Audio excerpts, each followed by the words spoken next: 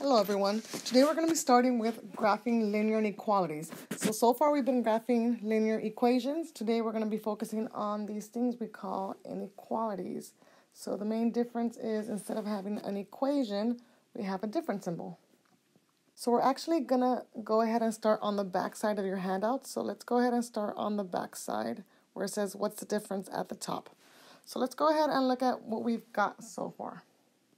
On the first graph, we have our regular equation. We have y equals 4/3 x minus 2. And this is just a regular old equation of what we've been doing so far in the last few weeks. So all we do is just connect these points. We get our line as usual. You would start at -2. You would rise up, rise 4, run 3, and so on. On the second one, we have one big difference. We have a difference of our equation not being an equation, but now it's an inequality. So we have a different symbol. We have this symbol right here, and it's a greater than or equal to sign. So the general idea is it's exactly the same in terms of the points go on the same spots. We connect our line like before, just like the previous one with the equals. The reason why is because the greater than or equal to sign includes the equal sign, just like our previous graph that has an equal sign on it. Now, the only difference is that the greater than symbol includes more solutions. Remember, a line has an infinite number of points on it. If I wanted to, again, don't do this on your paper, you can technically put a whole bunch of points throughout this line, and they go on for an infinite amount of points. So we have a whole bunch of points on this line. These are all called solutions. So on our greater than or equal to sign, inequality, we also have an infinite number of solutions, but our solutions are not just on the line itself, they are also above or below our line, which includes another set of solutions. And again, there's just many more solutions included in this graph. And the way we show it, instead of me going and putting a whole bunch of points all over this graph, like so, instead of me putting all these points like this, it's just a lot easier just to shade that whole region. So the reason I shade that region is because of the greater than or equal to sign.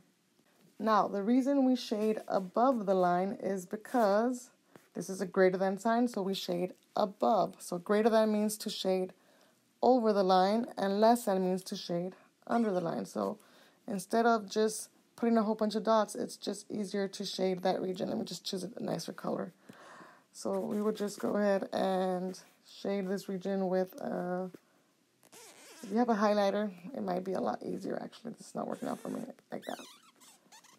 So if you have a highlighter, just go ahead and shade that region. It's just faster. Or you can just quickly do it lightly with your pencil. It should look something like this. It doesn't have to be perfect. Now for the next one, again, same idea. But notice that on our next graph, we have a different symbol. We don't have the greater than or equal to symbol. We have a less than symbol.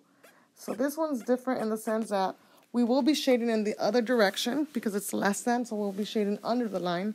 But there is another major difference. This one does not have the little line under the less than, which means it does not include the equal sign. And remember, the equal sign, going back to the original graph, was the actual line itself. So the line itself is the solutions from the equals. So in this one, we don't have an equal, so we don't technically have the line itself. The way we indicate this is by doing a line that is looks like it's a broken line or a dashed line. So whenever we don't have the equal sign, we have a dashed line. And because we have a less than sign, of course, we wouldn't shade underneath the line. So again, main difference is for inequalities, we shade above or below the line because that includes more solutions besides the ones on the line. And it's a broken line if there is no equal to sign under the less than or greater than sign. So let's go ahead and flip our paper over to fill in some of this general information. First step, as always, you would solve for y. If you need to solve for y, solve for y. Second, you would graph in slope-intercept form. You'd put your point on the y-intercept and use your rise over run to get more points. And then you would decide if it's a broken line or solid line, and then you would shade. So these are the 4 steps just to graph any inequality. Again, steps 3 and 4 are the ones that are different. So let's go ahead and do some examples of this. Let's first fill out this information. So under solid line, again, remember we use solid lines when we have the greater than sign with the equals on it, the less than or equal to sign, and just the regular equal to sign. Dash lines or broken lines when we have greater than or less than two symbols. And then we're going to move on to the bottom section where we shade above or below. So we shade above when we have the greater than sign or the greater than or equal to. So I'm going to put greater than here. And then we shade below when we have the less than or equal to sign.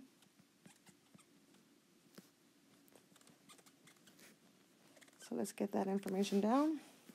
Greater than and less than. All right, let's go ahead and flip back to the other side and do the three examples on the opposite side of your handout. So all three of these examples are all in slope-intercept form, so they should be pretty straightforward graphing. We're going to go ahead and put the 3 points and then decide if it's solid, broken, and shade above or below. So this first one starts at 3 on the y-axis, and we're going to go down to and over 1 a few times so we get a few more points.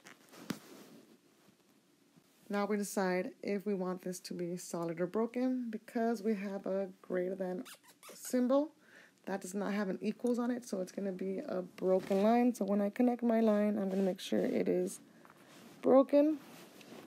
Now we have to decide shade above or below. Since it is a greater than sign, I'm going to be shading above or up. So that's going to be the region where the positive y-axis is at, which is this right here. So it's going to be on this side. I'm just shading above the line, and this is where all my solutions are located. Let's move on to number 2. If you want to, you should feel free to pause the video, work out number 2 and 3, and check out your answers after. So here's number 2. We're going to go ahead and graph it. So we're going to have our starting values at -3, and from there we're going to go up 5 and over 2. So let's go ahead and do that. Now we decide if we want to do solid or broken line. So in this case, we want to do based off our less than or equal to. It's got the equal to, so that includes the line. So it's going to be solid. And the less than says to shade down. So let's go ahead and connect our line with a solid line. Let's try that again. And we're going to go ahead and shade below. So where the negative y-axis is at, that's going to be on this side. So this is under the line. We're going to shade this whole region here.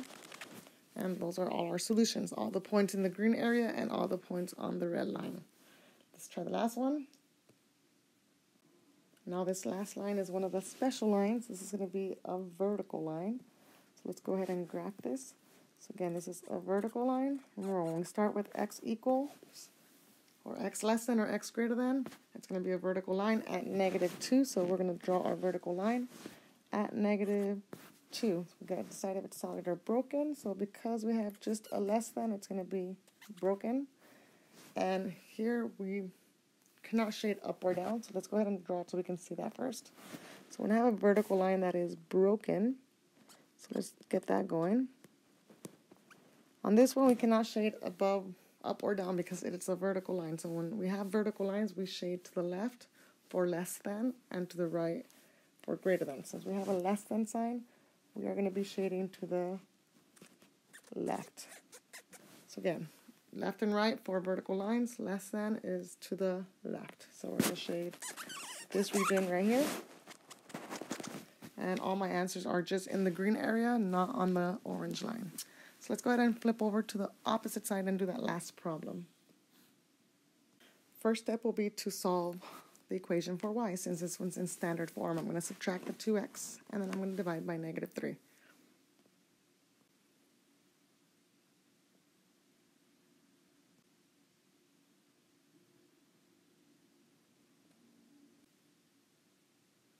Now, when I divide by -3, since I'm dividing by a negative, my inequality is going to switch. So let's not forget that.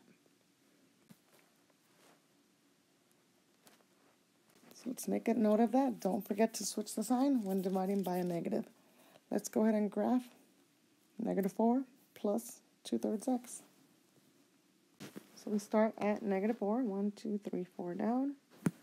So I want to make sure we get there. Make sure you count 4 boxes down. There's no numbers on this grid, and there's no need to put them. So it's -4 plus 2/3 x. So again, we're going to rise 2, run 3. Let's do that a few times until we run out of space on the grid. And then let's go backwards as well. Now we gotta decide if it's solid or broken. So since it was a less than sign, I've got flipped to a greater than sign, it's gonna be a broken line.